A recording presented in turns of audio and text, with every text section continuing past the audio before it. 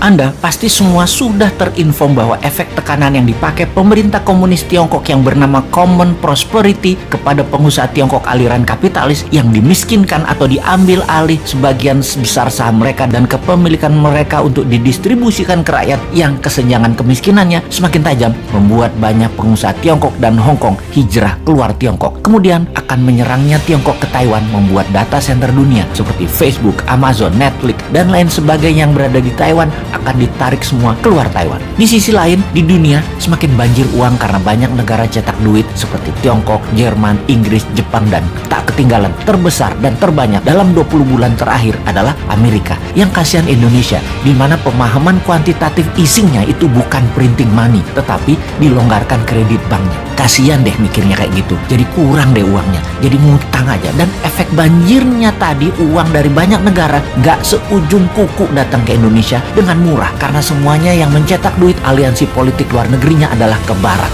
gak ke negeri tirai bambu orientasinya, versi negara tetangga yang memuja negara oriental. Maka banyak sekali yang melakukan pekerjaan pivoting bisnisnya ke safe haven country. Siapa safe haven country tersebut? Siapa lagi kalau bukan Singapura? Kapitalis Tiongkok, Hong Kong, dan Taiwan pindah besar-besaran ke Singapura saat ini. Bahkan istrinya Jack Ma beli properti di Marina Bay. 2 bangunan senilai 75 juta dolar dirubuhin dan dibangun baru agar terkoneksi. Bayangin, 75 juta dolar dirubuhin, senilai 1 triliun rupiah dibeli hanya untuk dirubuhin. Coba, uang-uang tadi di sisi banyak negara aliansi barat tadi ternyata mencari aliran proyek yang bagus untuk mereka investkan. Banjirnya uang ini ditambah banyaknya proyek bagus, ini era disebut lazy money era. Dan sungguh, saat inilah lazy money era tersebut. Kalau sahabat punya perusahaan yang sifatnya disruptor, scalability-nya besar dan jangka panjang ke depannya, uang di lazy money pasti akan ke Anda. Uang di lazy money pasti akan ke Anda tanpa Anda yang cari. Anda cukup jadi cantik dan stand out, pasti dilirik. Tak usah genit-genit mepet-mepet murahan,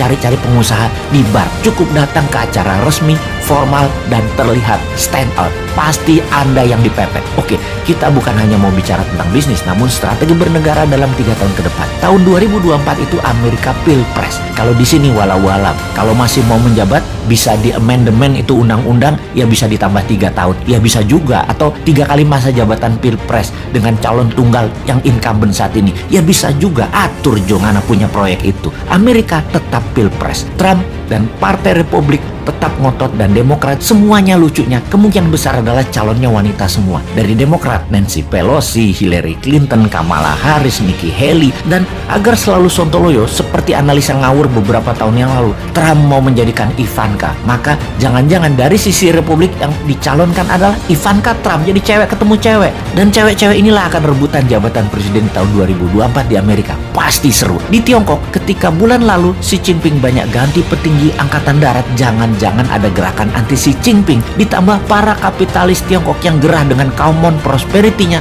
mulai bergerak, membuat ekonomi Tiongkok resesi karena pemerintah Tiongkok, pemerintah komunis Tiongkok harus membail out Evergrande. Apapun itu, kok kita melihat peluang yang banyak ya? Gini deh, kalau ternyata dengan peluang itu semua, ternyata Indonesia malah ikut resesi, sulit energi, negara keos, pengusaha Indonesia tidak bisa tarik investasi, pemerintah tidak juga bisa tarik peluang mempermudah arus uang. Kayaknya memang kalian dan yang mau menari di 2024 yang mirip-mirip platform bernegaranya, gak usah tanding deh di 2024, repotin aja lu para old mind.